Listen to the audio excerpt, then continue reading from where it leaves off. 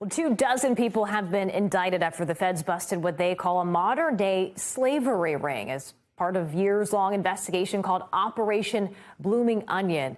At least 100 immigrant workers were freed from conditions in which 2 people died. Another was repeatedly raped, and others were kidnapped and threatened with death.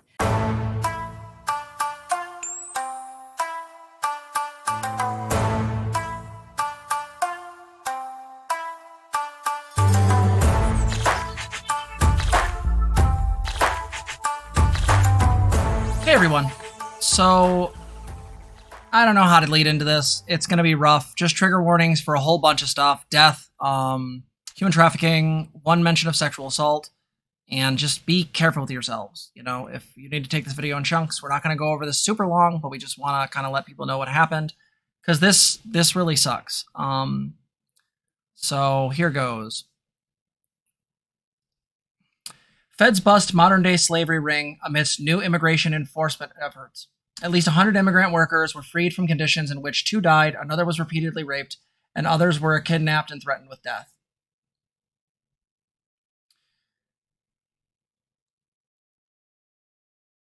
I actually highlight things. I was trying to highlight too much. No, let it, there you go. I get impatient. I know. And it's like, I can't keep up.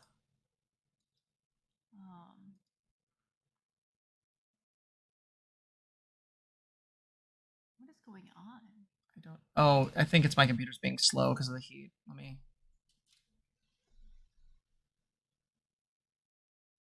Anyway, we'll just read it out loud till I can get it working. Anyway, now it does it. 24 people were indicted in Georgia last month on charges of smuggling Mexican and Central American immigrants to the United States, forcing them to live in camps and work on farms in the state in what authorities are saying was an illegal enterprise akin to modern slavery. Named Operation Blooming Onion. What the fuck? Okay, maybe this will explain itself. The years-long probe brought together multiple federal agencies to investigate a transnational criminal organization that allegedly engaged in human trafficking, visa fraud, forced labor, mail fraud, money laundering, and other crimes that earn the collaborators more than $200 million. What are you doing here? No one likes you. Oh, it keeps trying to load the video X out of it. It keeps trying to load the video everywhere. There, go away. Oh, that was bad. The collaborators of the ring are accused of taking advantage of and defrauding the federal visa program for guest farm workers, known as H-2A, to bring immigrant workers from Mexico, Guatemala, Honduras, and other countries to the United States. At least 2 workers died under the conditions, another was repeatedly raped, while others were kidnapped and threatened with death. According to the allegations in the indictment, workers were also forced to work at gunpoint, can't read. The court's document says, earning 20 cents for each bucket of onions they dug up with their hands. Some were sold to farms in other states. Oh my god. Holy fuck. Well, I know I was called Operation Blooming Onion. Not funny, ICE or whoever did this. The defendants face charges that could carry up to a life sentence. I agree. The operation represents one of the country's largest human trafficking and visa fraud investigations, according to the Department of Justice. It is also the first under a new model pursued by Immigration and Customs Enforcement, known as ICE, that deepened its focus on employer accountability rather on the immigrant workers that are being taken advantage of. So the initial thing is this because of the changes over from Donald Trump to Biden? In October, Homeland Security Secretary Alejandro Mayorkas, I can't pronounce that, issued a memo directing immigration authorities to cease the massive worksite raids that were used as an enforcement tactic under then-President Donald Trump. Well, that's good. Well, thank you, Tiamat. Mayorkas said the tactic, which led to the arrest of some hundreds of unauthorized immigrants, was not focused on exploitative employers, which it damn well should have been. This operation illustrates ICE's effort to further focus on aiding immigrant victims and cracking down on employers who take advantage of the visa program's unauthorized workers, said 2 ICE officials who are familiar with the case and shifted in priorities and who asked not to be identified because they were not permitted to speak publicly. So, for a year, they were checking this place out, and trying to get evidence that this was happening. They went in, they freed more than 100 workers. To me, this is a good thing. Now, do I like ICE? No. ICE has done some really fucked up shit. Is H77 in there? We still have kids in cages and free prison labor. Absolutely. Though, again, I don't know if we always need to necessarily look at all of these things. We can simply say that this, by its nature, is a good thing. This is, again, why I do not believe in the whole burning or bust nonsense. Biden getting into office, by definition, made these changes in ICE because of who he chose as his secretaries. Right? Now, if he did choose the secretary for ICE, the current one, I'd have to double check that. The fact of the matter is that this did result in positive outcomes. We have to look at things directly, yeah. Harm reduction is always the important thing.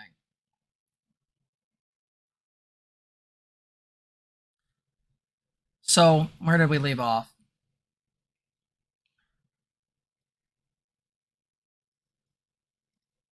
Well, it's at least letting me highlight now that god-awful video isn't stealing all my frickin' abilities to do things.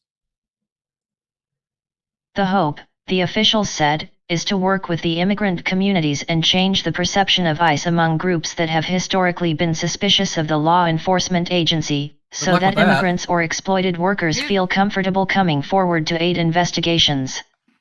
We want to have them cooperate with us to go at these employers who are kind of using this underserved population as a means to increase their bottom line, one of the officials said. In this case, more than 100 workers were freed from the shackles of modern-day slavery, David Estes, the acting U.S. Attorney for the Southern District of Georgia, said in a statement, adding that the operation will hold accountable those who put them in chains. Absolutely. Yeah, that's pretty solid. Now, H77 makes a point. Our system shouldn't accidentally do good things. I don't think this is an accident. This was clearly planned for over a year. I'm honestly H77 feeling like your language is intentionally hyperbolic because you just dislike the United States. And that's fine. I dislike the United States too, but I also realize the United States, in all the horrible things it's done, don't even necessarily compare to other countries. So I do think that we have to look at our W's occasionally. These 100 workers were freed. That is a positive, regardless of whatever the United States has done otherwise. And this clearly wasn't an accident because they had planned this for over a year. So, again, I think you're being a bit hyperbolic in your language. Well, and I think the other thing to add too, and we've had more opportunities, to talk about this in the past, with taking a nuanced approach, and part of that for us means praising when organizations and places are doing the right thing and the thing that is resulting in good. Right? Even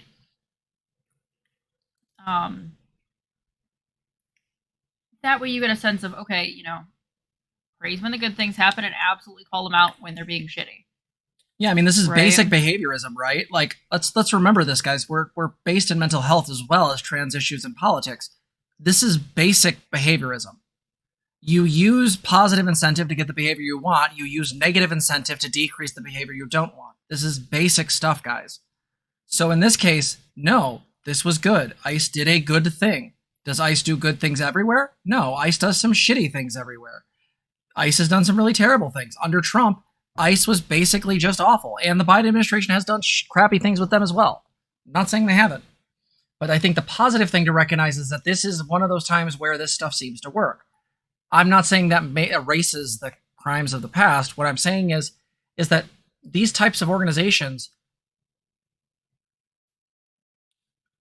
are just tools, and how you use a tool matters. This is why we need to continue from the ground up at a local level, continue pushing for more socialistic and more SOCDEM candidates so that we can continue moving those through the echelons of power, continue getting them into politics, and eventually move into these situations where these things can be reformed and changed. Now, I call myself a socialist, but I'm also very skeptical of the concept of revolution. In the modern day and age, especially with things such as drone strikes, revolution seems very unlikely unless you get the military on your side. So I want to understand how we do harm reduction, and I want to see how we can slowly but surely incept ourselves into all facets of government. That seems like the more likely thing at this point. So we want to keep that all under consideration. They go in here, a whole bunch of platitudes. Let's see.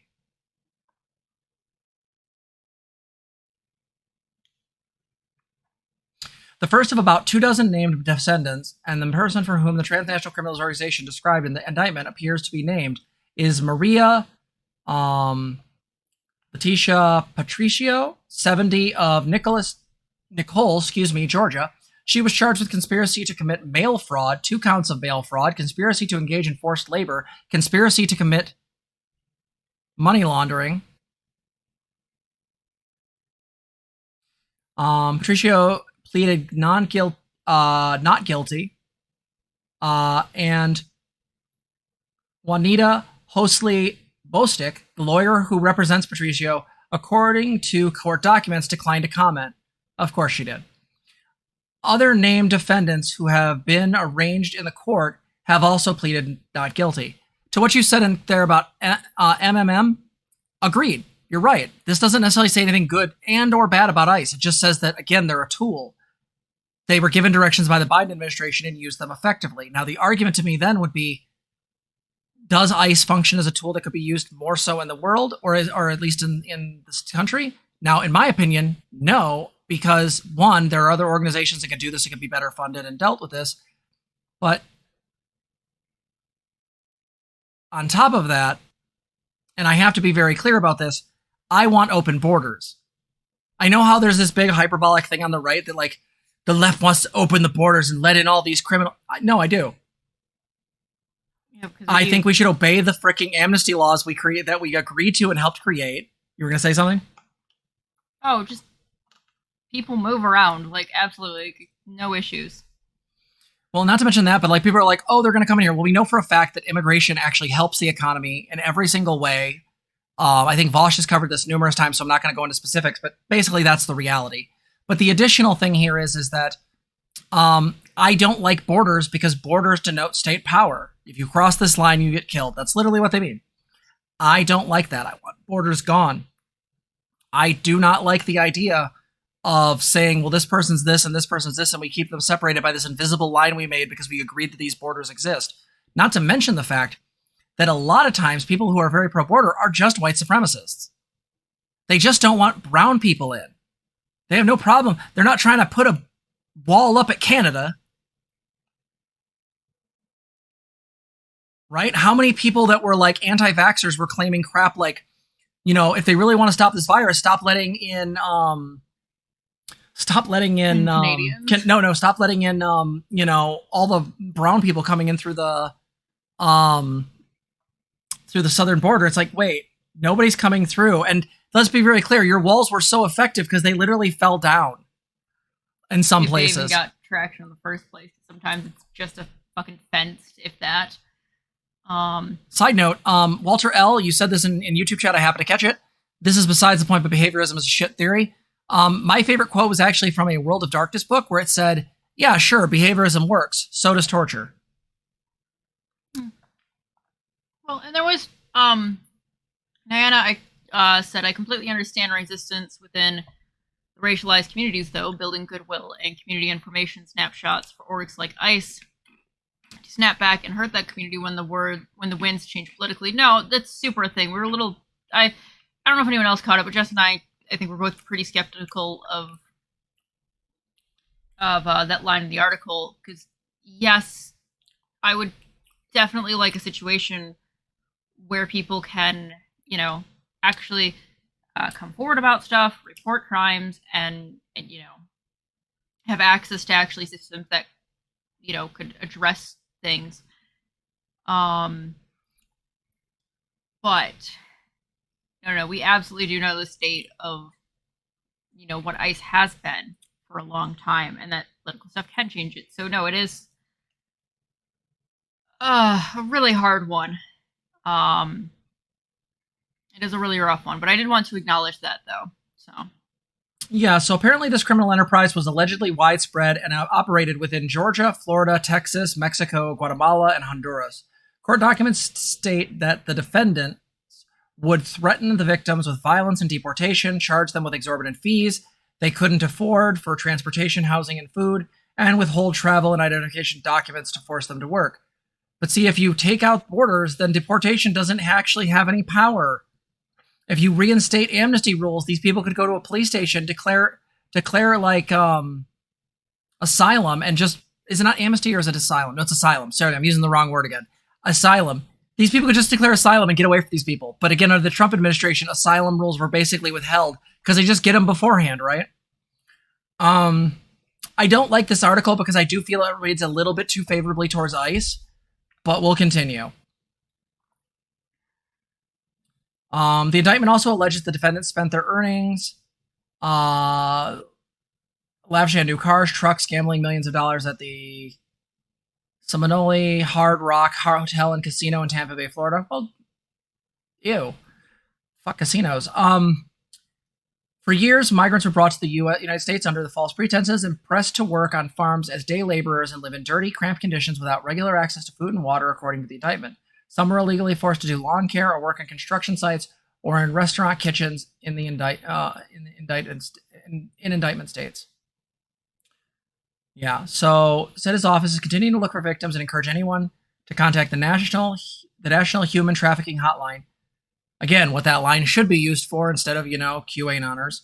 Meanwhile, the workers who are freed are receiving assistance from a team of victim service providers from both government and non-government organizations, though it is unclear what their futures may hold. I don't like that. Don't like that one bit.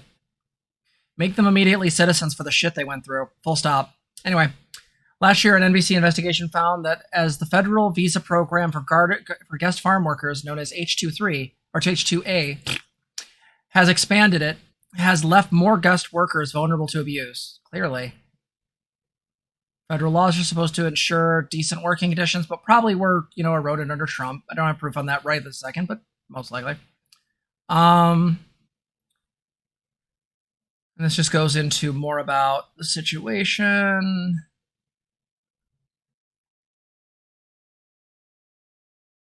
So, yeah, so here's the thing I want to say about this. I don't want people to take from this discussion that we're somehow super favorable of Biden or ICE or anything like that. Biden is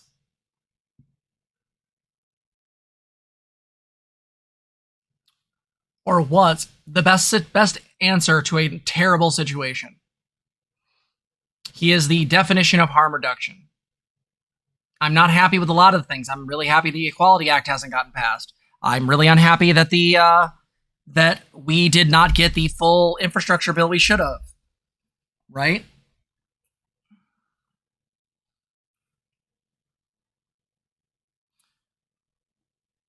H77 says, it's not that I hate America, but I hate all the evil things it does, and even around the world, children minors are traced to American businesses. The Middle East has women's rights in the 1850s until America overthrew their government, like in many places. And I just can't let people in America live down as evil, especially as a veteran. So yeah, but again, that happened because the people in question that they put in power were incredible misogynists. Like, sure, they put those people in power, but those people also had the choice to not fuck with women's rights. So it's sort of both in that regard in my mind. And then on top of that, like, yeah, America has done some really screwed up shit. And of course, we have Nike factories and all the other crazy stuff. But do remember that China allows those conditions. All the little made in China stickers come from the fact that, like, they allow those horrible working conditions in the factories, the Southwest Asia allows that to happen there. If there were actually uniform, international rules on worker rights, worker conditions, you would eradicate that stuff. That's why these American companies go along with because they will just go to a market where it's allowed to happen. If these countries would actually do something about this, or America would have incredibly higher restrictions for this stuff, you could take care of it. Again, I'm not simping for America. I just think it's more complicated than just simply we're evil. Right? Because I don't think that's entirely true. I think there are evil people who have been in power. And there are evil organizations that's goals are not particularly great. I'm looking at you, CIA. But anyway, regardless, this situation is not great. And there are probably absolutely more like this. And human trafficking is a massive issue, as we heard about in a particular debate recently. Let's be super clear. We'll probably need to talk about this topic again in the future. It's actually something that needs to be discussed more regularly, and that is when I had to finish my degree, and in order to get licensed, we actually had to do a class on human trafficking. We had a lady come in who had been human trafficked. She was a sex worker, and she'd come in and talk about her experiences. They were awful. Like retch-inducing, awful.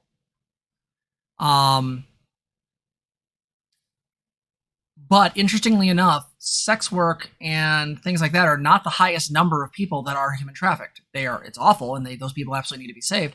But on a lot of cases, it's actually labor. I believe at the time they said 2 to 1, but don't quote me. But that is something that I think is absolutely important to recognize here, is that capitalism creates a need for a slave class. By definition. Remember, it's just basic Marx stuff, right?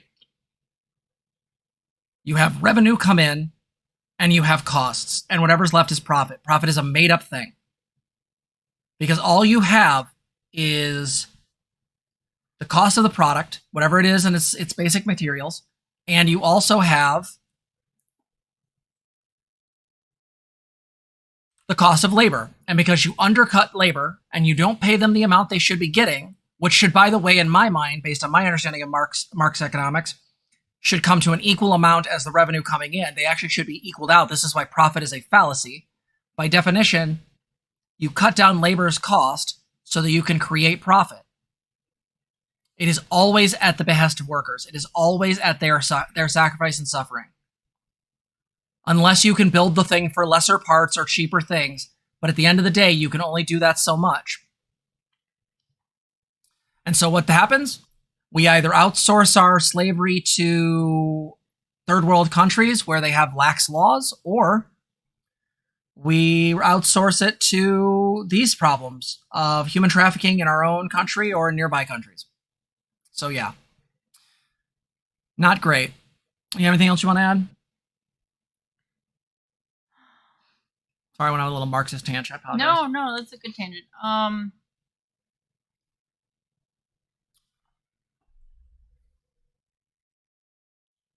Thinking here.